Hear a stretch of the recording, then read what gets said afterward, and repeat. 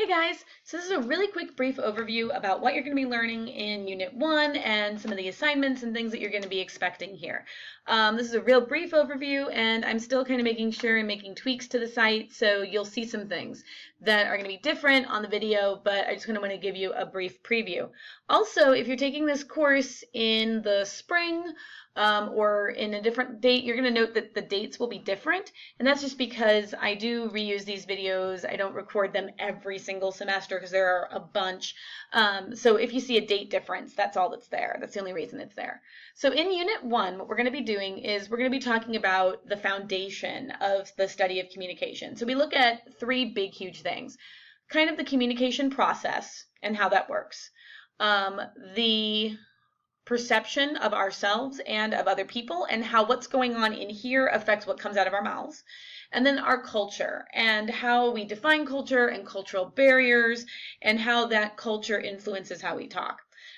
We, like always in almost every unit, we end our unit with turning in our field books and then we take a unit test. And that's kind of how pretty much every unit runs.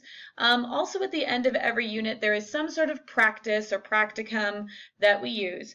And the first one will be this partner article swap, which I'll talk a little bit more about in this video. So week one is really talking a lot about chapter 1 concepts. It has assignments in common with the course orientation, so don't forget to do those. And then you're going to have a case study. In unit 2, in week 2, you'll see that we're really covering chapters 2 and 3 and talking about perception and culture. And this is one of those things where people are like, oh my gosh, this is a lot of information.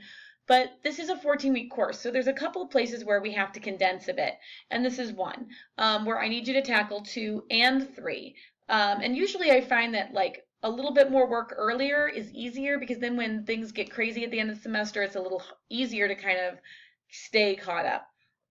And so what we're going to be doing in chapter 2 and 3 is we're going to, you have your choice of one of 2 field books. Once again, you'll be able to talk a little bit about how all of this technology affects our perception. We're going to do a little scavenger hunt to look at the kind of messages that our dominant culture sends and how we mediate our experience in relationship to that. And then we have a case study called Hiroshi's Night Out, which is about, keep in mind here, it's about a guy who is from the United States. His grandparent, one of his grandparents, is Japanese. So keep that in mind, because a lot of people get that mixed up. There's more on this in the overview for the week, so I'm not going to go into a lot of detail. Week 3, which is not this one, but the next one, is going to be all about testing and assessment. So we're going to be turning in your first field book here. You're also going to be doing this case study thing. And let me talk a little bit quickly about the case study swap. What you're going to be doing with that, you are going to write a quick scenario. And if you need a model, the Hiroshi study or Paula and Mike are both game. They're both fair, good examples. You're going to write a scenario and then about 5 questions.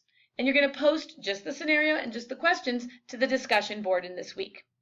Then you're going to go in and answer other people's cases. People are going to answer yours, and that's going to happen. Then on Sunday, you take a look at all those responses, and you're going to write up your case again, the scenario, your answers, generally what people said, and then what you thought they should have said.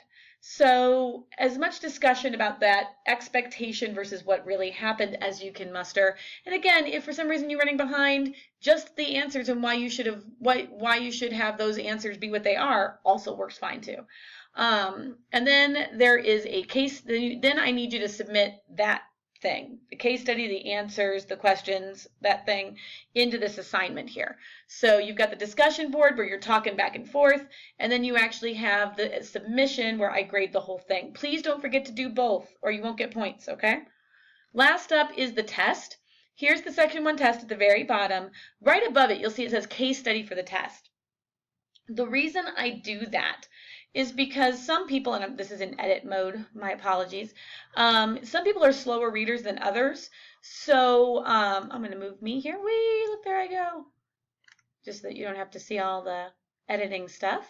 There we go. There's me. Okay. Some people are slower readers, so I like to put the scenario outside of the timed test because once you start the test, you can't stop it.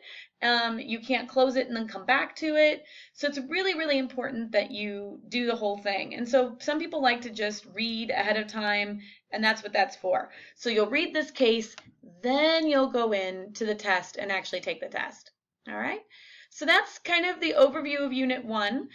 If you have any questions, as always, please get in touch. Call me before you get frustrated, and I'll see you online. Have a great day, guys.